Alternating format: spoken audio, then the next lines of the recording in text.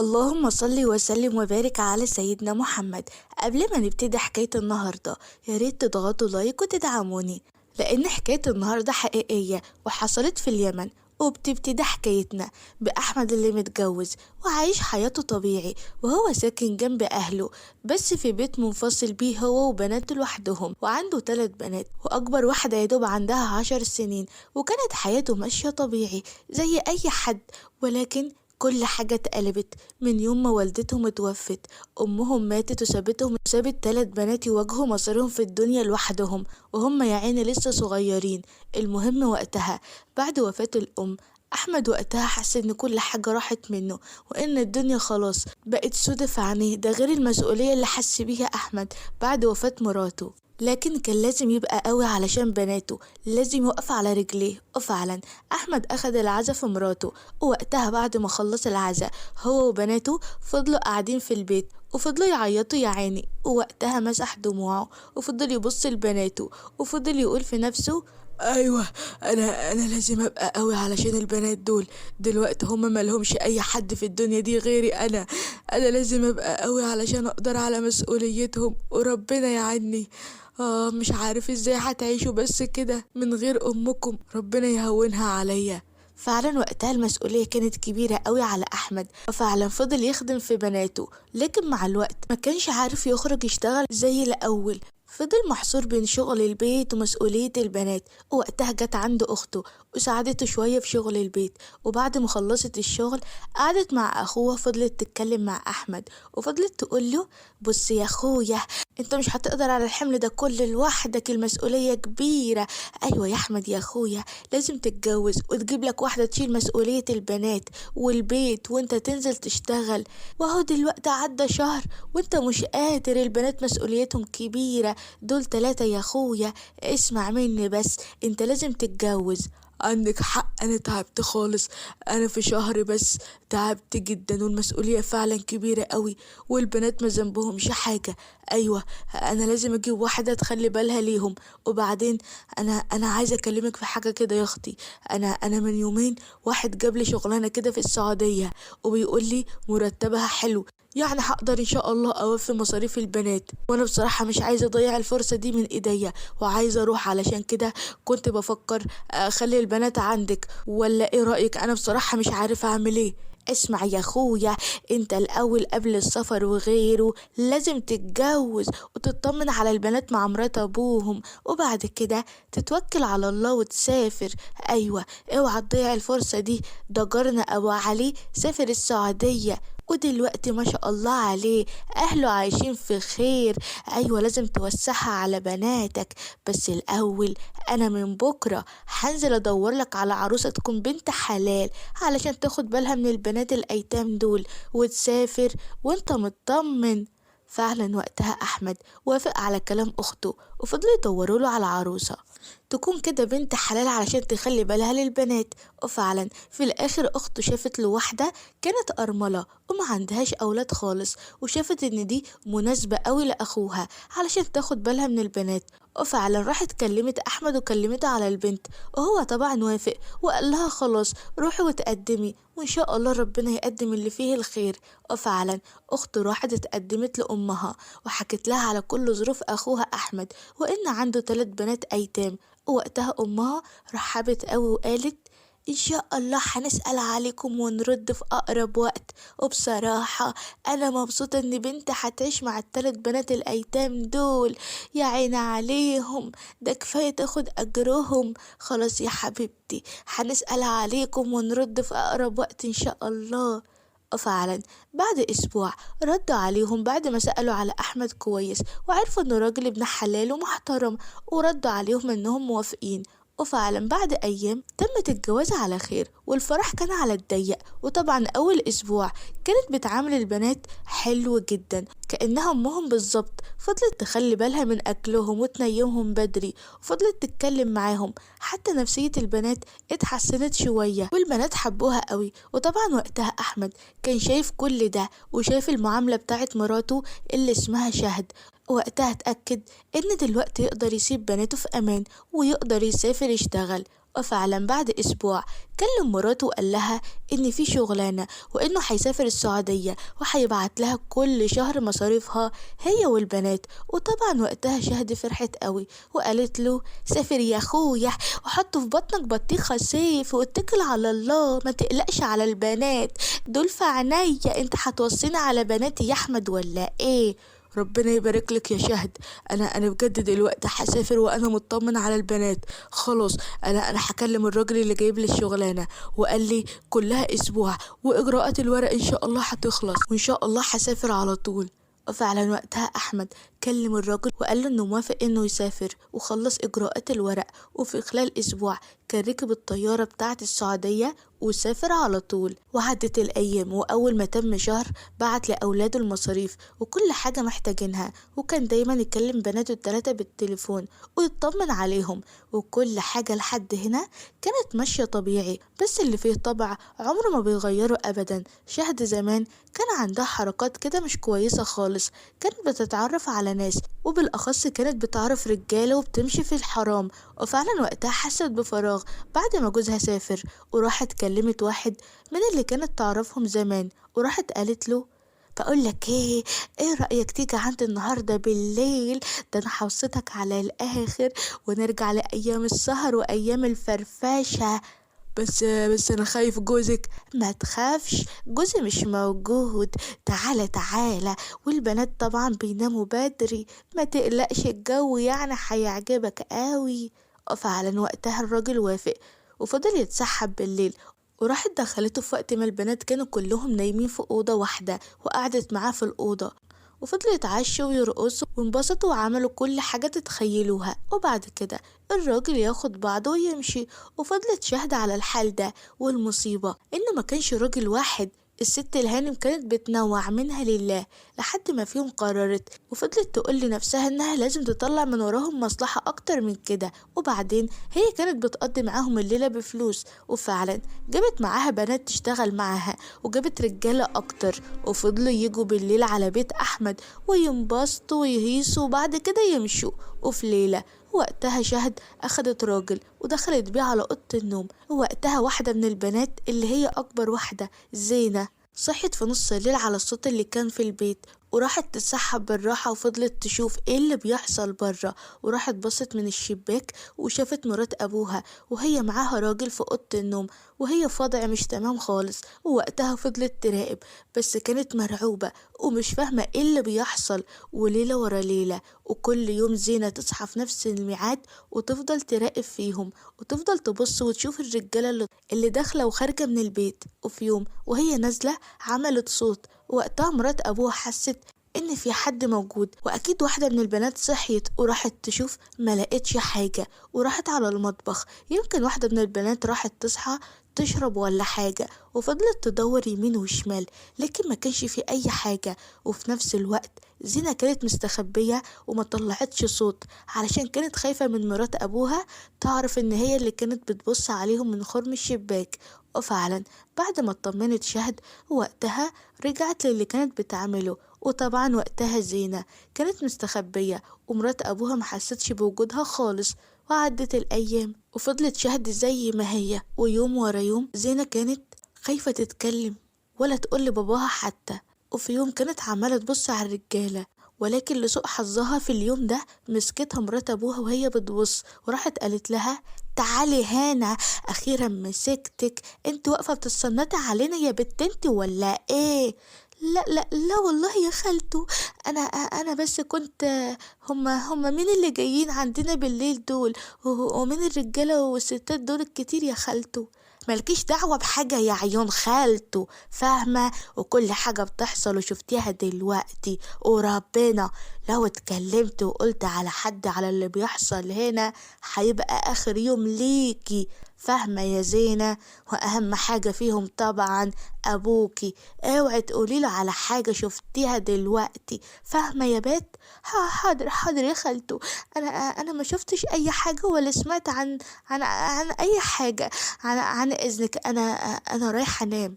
فعلا وقتها البنت كانت مرعوبة قوي ومشيت يا عيني وراحت نامت على طول. وطبعا في الوقت ده مرات ابوها كانت خايفة انها تروح تقول لابوها او تحكي له على اي حاجة من اللي شافته. وفضلت شهد تقول لنفسها انا خايفة المصيبة دي تكشفني، وبعدين لو ما قالتش لابوها هتقول لحد من اهلها، انا ساكنة وسط اهلها وعمامها، انا احسن حاجة اعملها لازم اطلب من جوزي اننا نغير شقتنا ونعزل ونسكن في حتة بعيدة محدش يعرفني فيها علشان وقتها اشتغل الشغل الصح.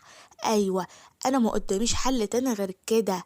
وفعلا وقتها شهد عدت ليلتها طبيعي، وتاني يوم جوزها اتصل عليهم زي العادة علشان يطمن على البنات. ووقتها شهد قالت له اسمع يا اخويا، انا مش مرتاحه في البيت ده خالص، علشان كده انا قلت اكلمك النهارده. انت لازم تبعت لي فلوس علشان نعزل من هنا ونروح نسكن في منطقه تانية، انا اعرف منطقه حلوه وكده وهاديه.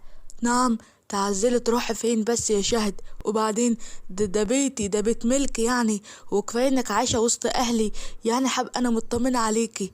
انا مش خايفه من اي حد غير من اهلك دول. بقول لك ايه، انا مش مرتاحه وسطهم، انت لازم تشوف لي بيت وتبعت لي فلوس علشان نعزل من هنا، سامع؟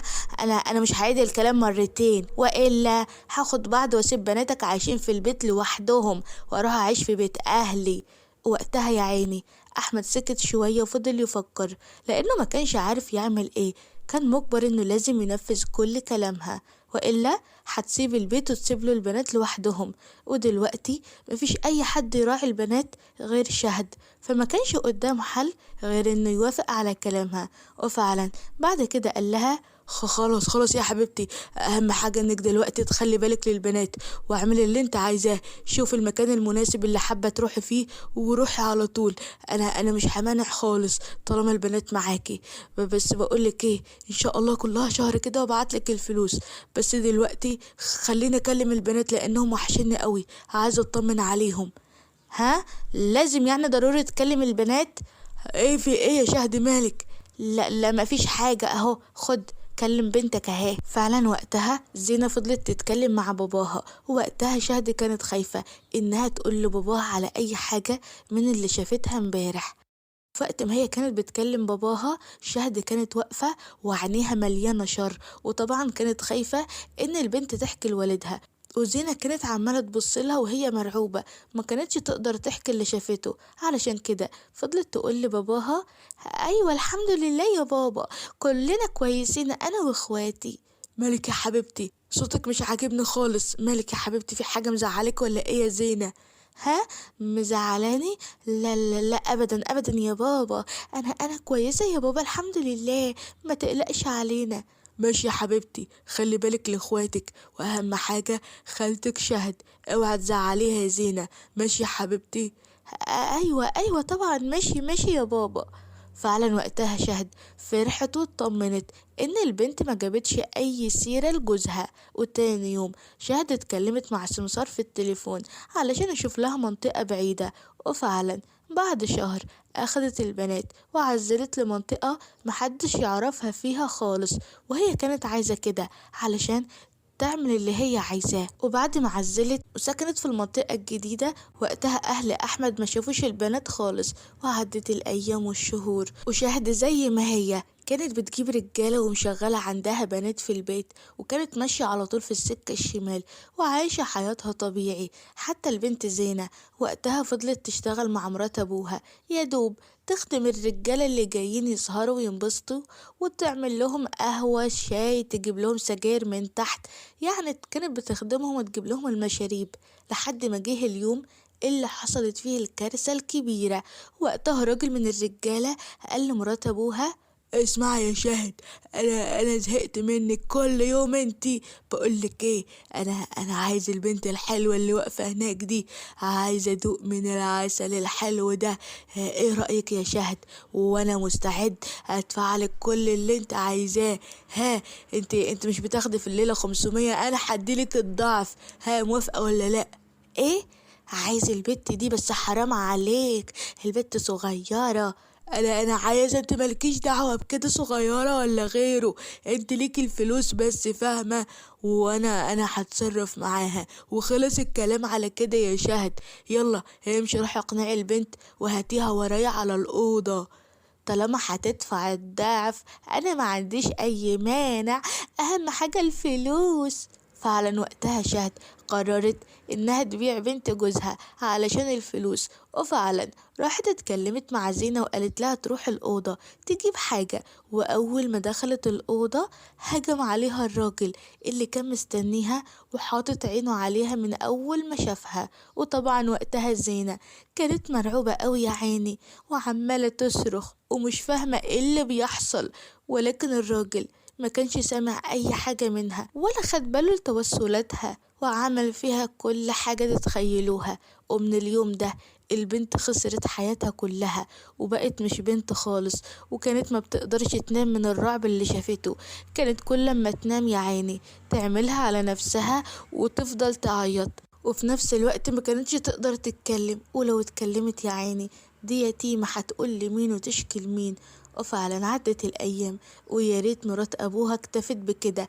لأ، لما حست إن المرة الأولى عدت سلامات قررت إنها تشغل البنت في السكة دي، وأي حد من الرجالة اللي بتيجي يطلب البنت كانت بتخلي سعرها في العلالي. وطبعا هما كانوا بيوافقوا على أي حاجة. وقتها البنت كانت عايشة في عيشة محدش يتحملها خالص، ويا ريت جت عليها لما زينة فضلت تشتغل في السكة الشمال. وقتها مرات ابوها ما رحمتش البنات اللي اصغر منها، فضلت تشغلهم يخدموا اللي قاعدين. اما احمد كان يا عيني عمال يشتغل علشان يوفر مصاريف البنات، وهو فاكر ان مراته شهد قاعدة مستنياه وبتربي البنات وبتراعي ربنا وبتتقي ربنا فيهم. ولكن شهد كانت بتعمل العكس. وفي يوم زينة كانت تعبانة جدا، وطبعا في الوقت ده البنت ما كانتش عارفة تعمل ايه، لان مرات ابوها طبعا من السهر كانت تعبانة ونايمة ومش حاسة بأي حاجة. علشان كده زينة خرجت برا البيت وراحت خبطت على الجيران. وقتها طلعت لها واحدة وراحت قالت لها بقولك يا طنط، انا تعبانة قوي دلوقتي، ممكن تاخديني على المستشفى لان انا مش عارفة اروح لوحدي. انا حاسة ان انا هموت لو ما رحتش المستشفى دلوقتي، بطني وجعاني قوي مش قادرة.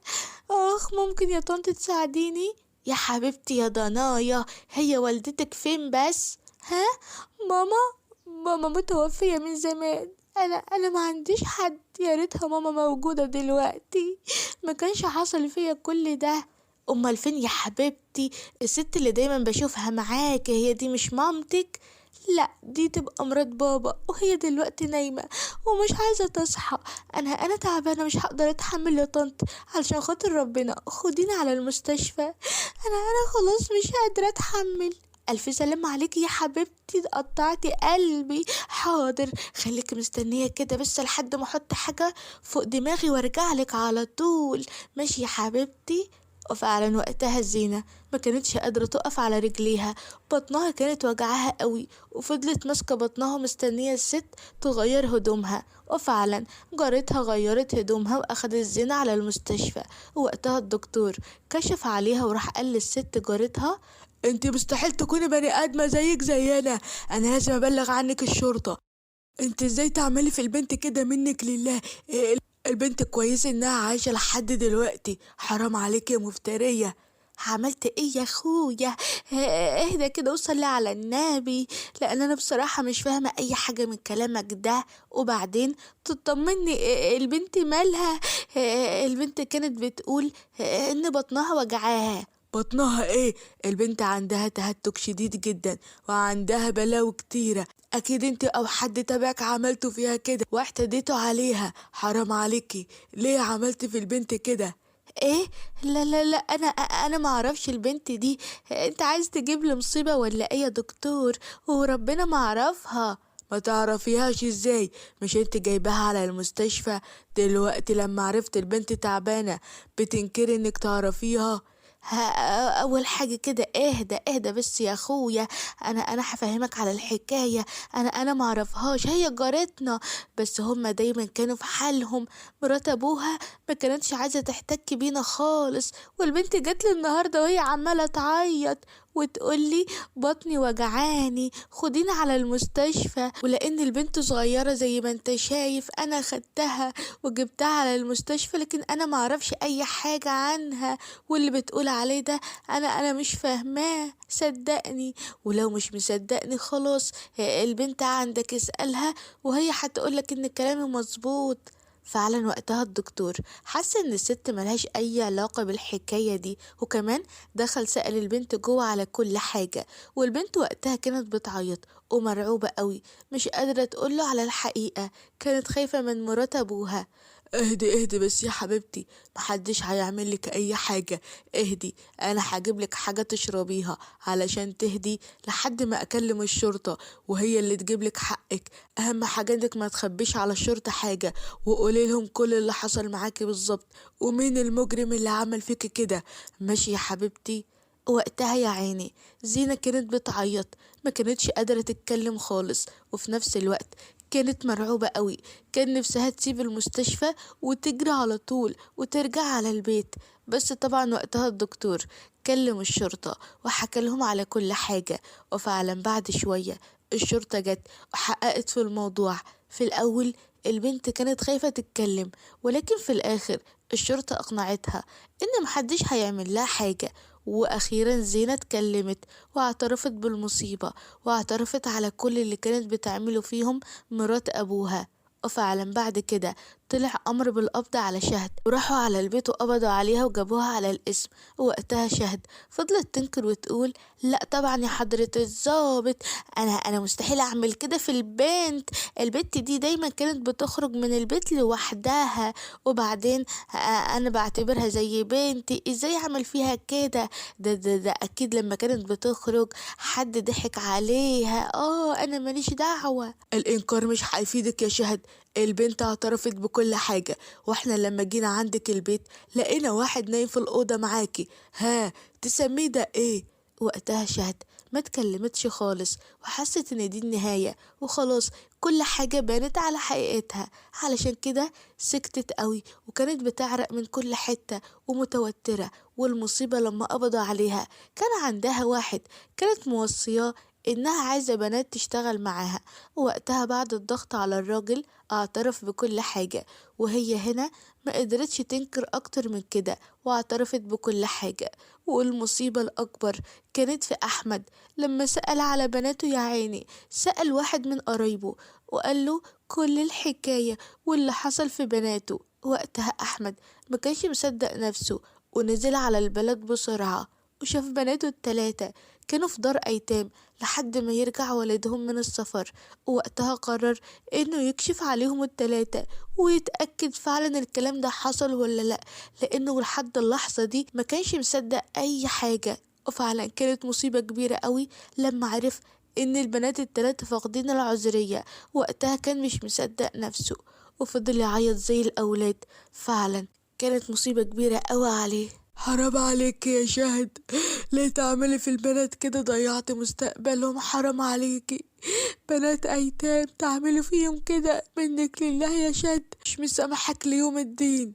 وقتها أحمد كان بيطالب بحق البنات، ولكن وقتها شهد ما كانتش لوحدها، كان في ناس دايما كانت بتيجي عندها وبتظهر، وناس كانت ليهم كلمة مسموعة في البلد، علشان كده قدروا يخرجوا شهد. وقتها أحمد كان مقهور أوي من اللي حصل، وازاي تخرج من القضية بعد اعترافاتها واعترافات الراجل واعترافات زينة.